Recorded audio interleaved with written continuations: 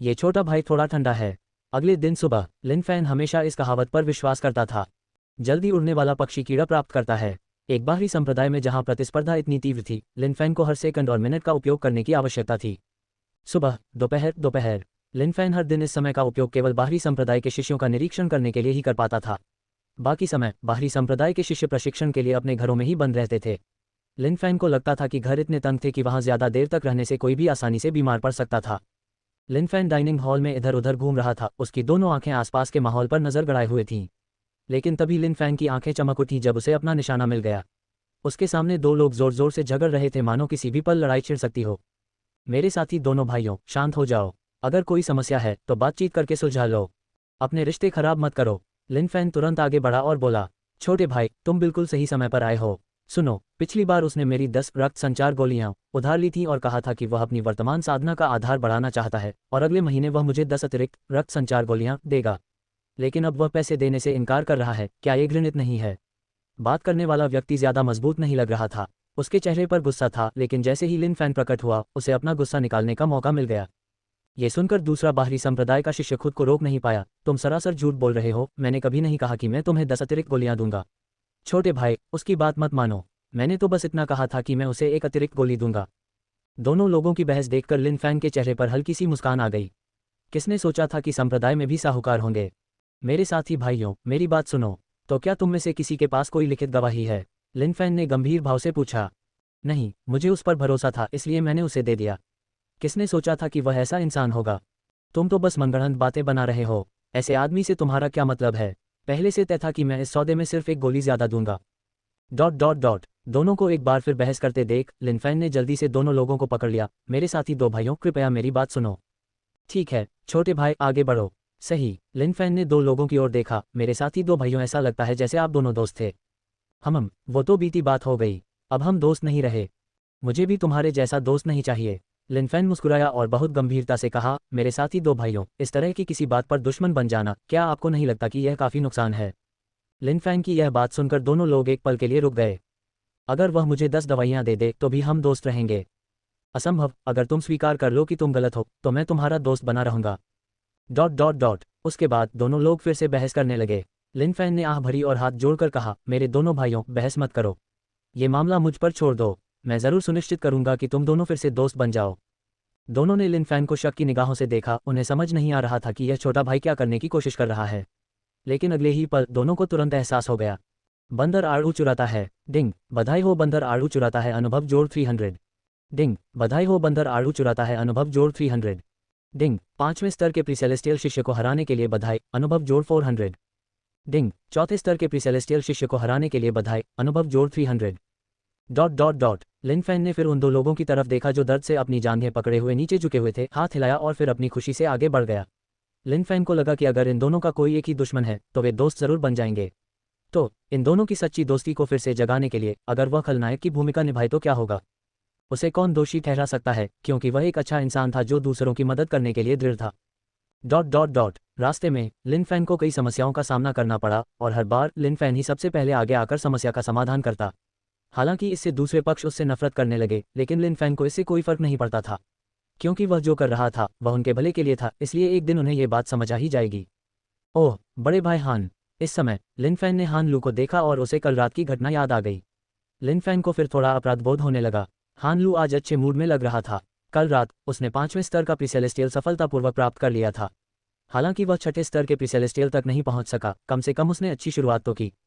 लेकिन इसी समय हान लू ने किसी को पुकारते सुना और हैरान होकर इधर उधर देखने लगा। लेकिन जब उसने उस व्यक्ति को पुकारते देखा तो उसके हाव भाव तुरंत बदल गए। उसने अपना सिर नीचे किया और अपनी चाल तेज कर दी, मानो उसने उस व्यक्ति को देखा ही न हो। क्योंकि हान लू को डर था कि वह अपनी भावनाओं को नियंत्रित नहीं कर पाएगा और उक्त व्यक्ति को निर्दयतापूर्वक मारने की कोशिश करेगा। वरिष्ठ भाई, वरिष्ठ भाई, लिन फैन ने कुछ बार चिल्लाकर कहा, लेकिन हान लू को अनदेखा करते देखकर उसने आह भरी। वह वरिष्ठ भाई बहुत कंजूस था। लिन फैन फिर हमेशा की तरह अपने काम में लग गया और अपने साथी संप्रदाय के भाइयों की समस्याओं का समाधान करते हुए अपने अच्छे कामों में लग गया। लिन फैन के निरंतर प्रयासों के बाद बंदर आड़ू चुराता है का अनुभव तेजी से बढ़ा। डिंग, बधाई हो, बंदर आड़ू चुराता है स्तर ऊपर। लिन को इस बात पर बेहद खुशी हुई। उसका बंदर आड़ू चुराता है का स्तर बढ़ गया था। वह सोच रहा था कि अपग्रेड होने के बाद बंदर आड़ू चुराता है कैसा दिखेगा। लिन फैंग के बंदर आड़ू चुराता है के निरंतर प्रयोग से उसे एहसास हुआ कि इस गुप्त युद्ध कौशल को अगर एक निश्चित स्तर तक बढ़ा दिया जाए तो एक शक्तिशाली अस्तित्व बन सकता है। ऐसा लग रहा था कि दुनिया के सभी युद्ध कौशल सरल से लेकर उन्नत तक, यहाँ तक कि शीर्ष स्तर के युद्ध कौशल भी दूसरों द्वारा बनाए गए थे। इन रचनाओं की उत्पत्ति भी संभवतः मूल से ही हुई होगी। निरंतर प्रयोग और निरंतर साधना के माध्यम से ही वे अंततः उच्च स्तरीय युद्ध कौशल बन पाए। बंदर आड़ू चुराता है में केवल एक ही चाल थी, इसलिए उसे इस हद तक निपुण बनाने और उसे उसके मूल स्तर से ऊपर उठाने में सक्षम एकमात्र व्यक्ति संभवतः लिन फैन ही था। बंदर आड़ू चुराता है के रचयिता भी उसकी बराबरी नहीं कर सकते थे। लिन फैन का उस समय एक ही सपना था और वह था अपने गुप्त युद्ध कौशल बंदर आड़ू चुराता है को एक उच्च स्तरीय युद्ध कौशल तक पहुंचाना। लिन फैन डाइनिंग हॉल में गया और इधर उधर देखा तो उसने देखा कि आसपास कई लोग जमा हैं। लिन फैन खुशी से उछल पड़ा, ठीक है, लगता है एक और बड़ी घटना होने वाली है। लिन फैन तुरंत आगे बढ़ा, लेकिन अंदर का हाल देखकर उसकी सारी हिम्मत टूट गई। वांग तियानफेंग, ये 10 अनुभव अंक वाला आदमी फिर से। वर्तमान में वांग तियानफेंग को एक और कमजोर आदमी मिल गया था।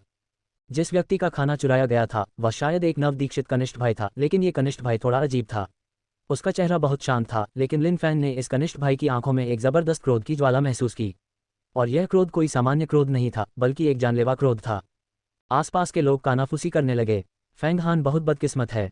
हाँ, अभी अभी प्रवेश किया है और इससे निपटना पड़ रहा है, ये बहुत दुखद है। ... अब तुम दफा हो जाओ। वांग तियानफेंग ने फेंग हान की ओर देखा और तिरस्कार से कहा। वांग तियानफेंग हाल ही में कई असफलताओं से गुजरा था, इसलिए इन कमजोरों पर हमला करना उसे बहुत अच्छा लग रहा था। इस समय फेंग हान ने वांग तियानफेंग को देखते हुए अपने दांत भींच लिए। वह समझ गया कि वांग तियानफेंग का साथ देने वाला यी जोंग्यू है, इसलिए वह बस सह सकता है। भविष्य में वह इस बदमाश का सफाया जरूर करेगा। यी जोंग्यू भी उसके भविष्य की ओर एक छोटा सा कदम मात्र था। और जिस बात ने फेंग हान को इतना आत्मविश्वास दिया वह ये थी कि उसके पास शैतानी मार्ग के प्राचीन महान शैतान सम्राट की विरासत थी।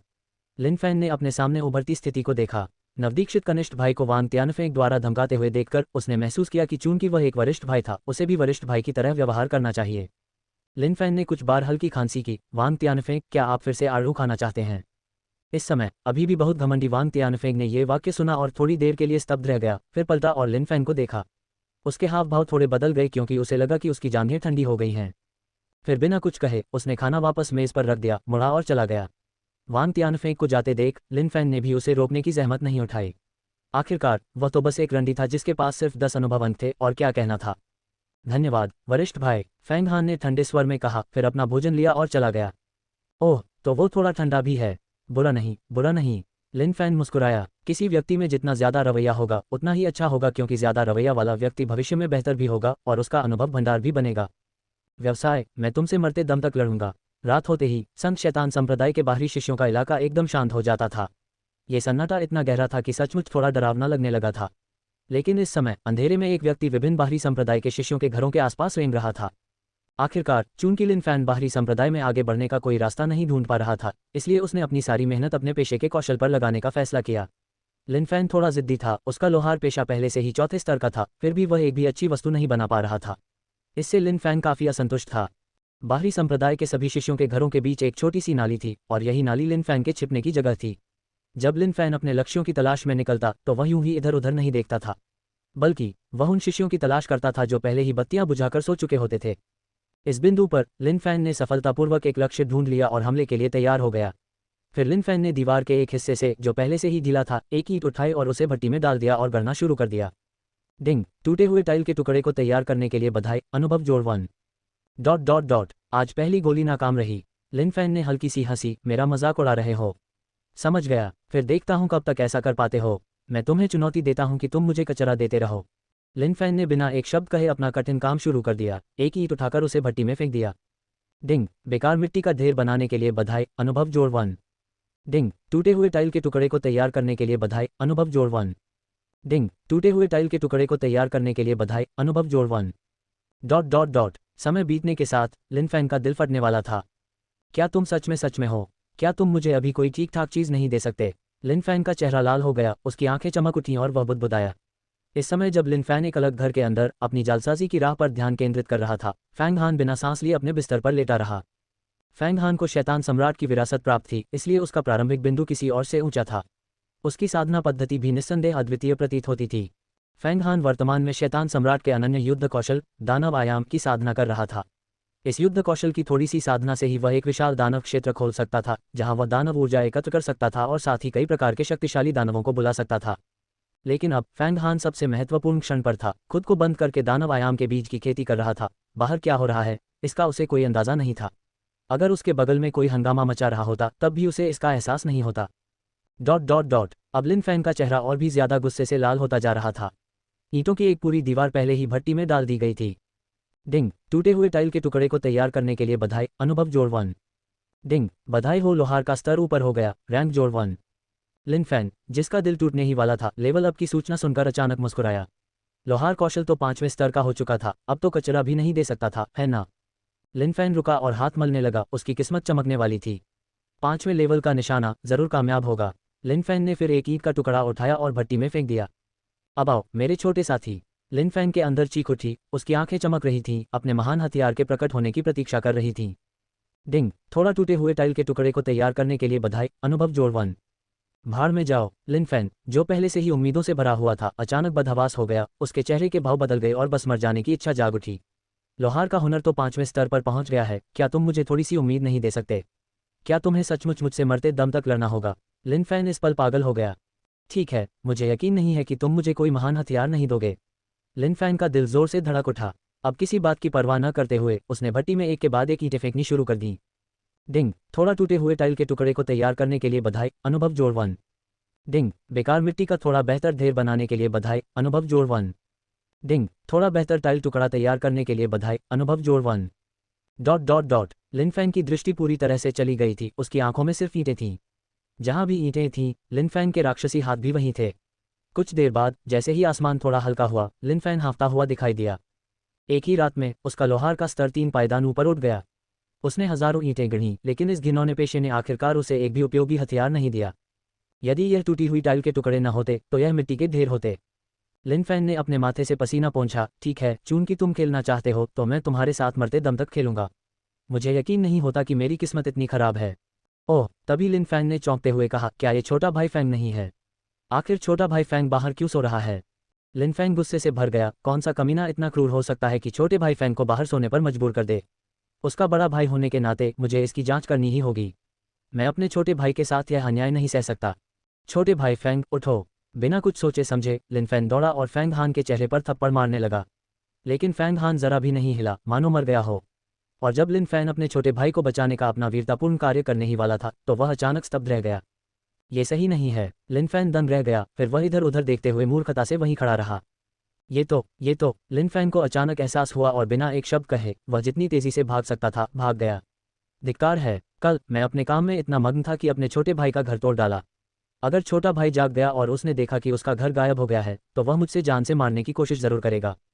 इसलिए इस समय सबसे अच्छा विकल्प यही है कि तुरंत पीछे हट जाएं और बाकी अज्ञानी जनता की तरह ही व्यवहार करें। ...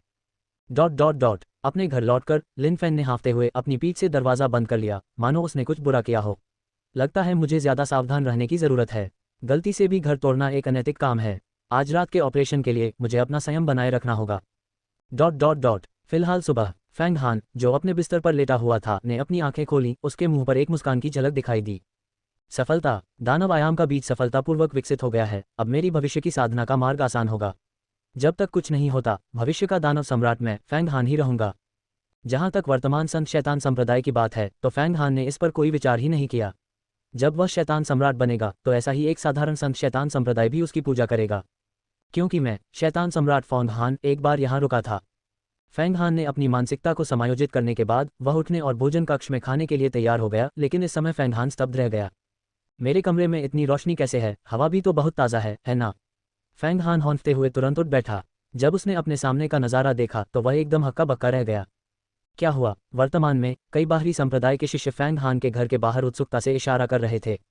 फैंग हान के चेहरे पर ठंडक छा गई, फिर उसने कपड़े पहने। अरे, ये किसने किया? फैंग हान की ठंडी आंखों में एक धधकती आग धधक रही थी। अगर उसे कभी पता चल गया कि ये किसने किया है तो वो उन्हें इसकी भारी कीमत चुकाएगा। जहां तक उन चींटियों की बात है जो मुझ पर हंस रही हैं, जब मैं अपनी पूरी साधना पूरी कर लूंगा तो मैं तुम सबको नरक की गहराइयों में भेज दूंगा।